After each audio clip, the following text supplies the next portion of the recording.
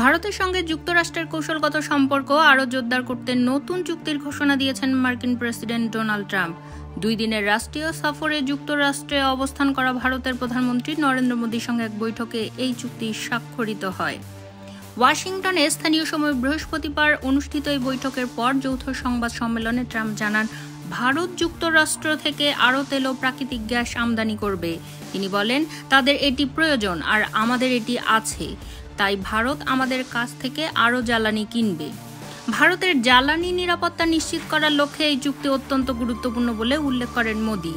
তিনি বলেন, আমরা জ্বালানি খাতে বিনিয়োগ বাড়িয়ে তেল ও গ্যাসের বাণিজ্য সম্প্রসারিত করতে চাই। জ্বালানি চুক্তির পাশাপাশি সামরিক সম্পর্ক আরও গভীর করতে একাধিক গুরুত্বপূর্ণ চুক্তির কথাও ঘোষণা করেন ট্রাম্প। তিনি জানান, ভারত যুক্তরাষ্ট্র থেকে বিলিয়ন ডলারের সামরিক সরঞ্জাম ক্রয় করবে। এর মধ্যে F-35 যুদ্ধ বিমান সরবরাহের পরিকল্পনাও রয়েছে।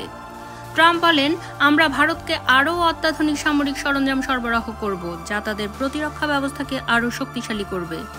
মোদি তার প্রতিক্রিয়ায় বলেন, আমি বিশ্বাস করি ট্রাম্পের সঙ্গে আমাদের অংশীদারত্ব আগের চেয়েও দ্বিগুণ গতিতে এগিয়ে যাবে।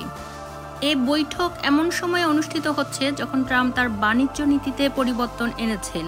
তিনি নির্দেশ দিয়েছেন, যুক্তরাষ্ট্রের রপ্তানি পণ্যের উপর শুল্ক আরোপকারী দেশগুলোর ক্ষেত্রেও প্রতিদানমূলক শুল্ক প্রযোজ্য হবে।